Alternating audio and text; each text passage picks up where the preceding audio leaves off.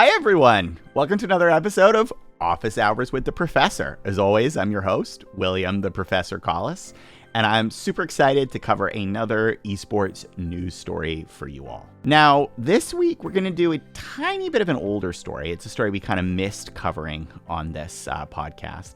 Because to be honest with you, I thought the news post sort of Memorial Day was a little bit slow.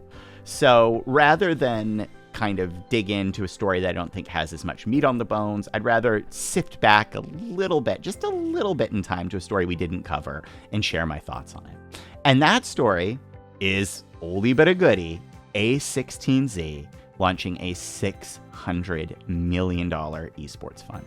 So for those of you who missed it, the fund is called Games Fund 1, and it's going to invest really across the entire category of the esports ecosystem. It's going to be in gaming services, it'll be in consumer products, and crucially, it will also invest in studios. And there are some really impressive names affiliated with this fund. You basically have a who's list of founders who are involved, whether it's folks from Riot, Blizzard, Discord, Zynga, I think Twitch is in there, believe Roblox is in there.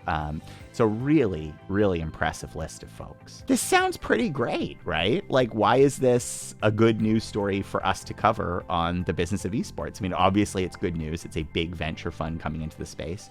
Why do we care? I think we should care for two reasons. One, smaller, and one, I think, a little bit more subtle and potentially more important. So the smaller piece is just, look, a16z is a big name, and this brings real further credibility to esports and esports and gaming as a category of investment. I'm not saying that it wasn't a legitimate category of investment before. I'm not saying there weren't big names involved, but you know, this is a16z coming in. People take notice. And the name of the fund is Games Fund 1, which sort of seems to imply like there's going to be other games funds. You know, it's rare that you call something 1 and aren't at least thinking about a 2, 3, 4, right? So this speaks to a sustained commitment from them in the space and a lot of money. $600 million of venture capital coming in is a ton of cash to deploy to further businesses. And I think within this point, the businesses a16z invests in will probably have an advantage for being successful just because of the network that I mentioned earlier. So it's not only that there's a big chunk of money coming in, it's money with access to important people in esports who can help empower and make a16z investments grow. So that's the first reason why I think we should care. But the second reason, so that is a little more subtle, maybe a little more important, it's the studio piece.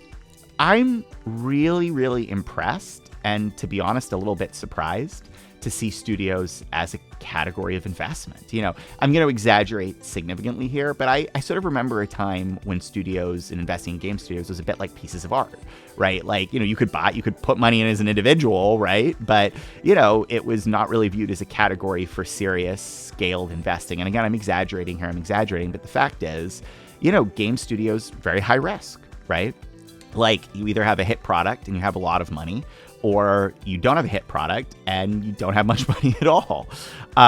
And I think the fact that a16z, and not just, you know, this venture fund, but other venture funds are really willing to put money into studios highlights to me a shift in the industry, which is that studios have become an investable asset class.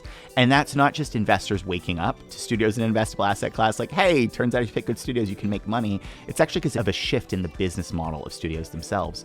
We've gone from basically studios making one game and then needing to sequel it or doing a new IP or what have you, to doing games as a service, right? So game studios look a lot less like sort of hit-driven wonders and more like traditional service industry businesses. And that makes them much more investable, right? They no longer have to struggle to come up with completely different ideas or re-engage fan bases year to year. They have an existing customer base that they sell to again and again with their service model that's a lot more predictable, a lot more potentially lucrative, and a lot more investable.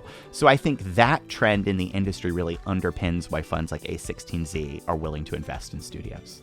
So I thought this was a fun flashback news story to cover. I had to give it a grade inflation, A+. Anytime you have 600 million new venture fund cash coming into the industry, I think it's a great story. But I also think this is really good for the games industry as a whole. And I hope you enjoyed my quick take on the launch of the Games Fund 1, and will join me for office hours next week. Thank you so much.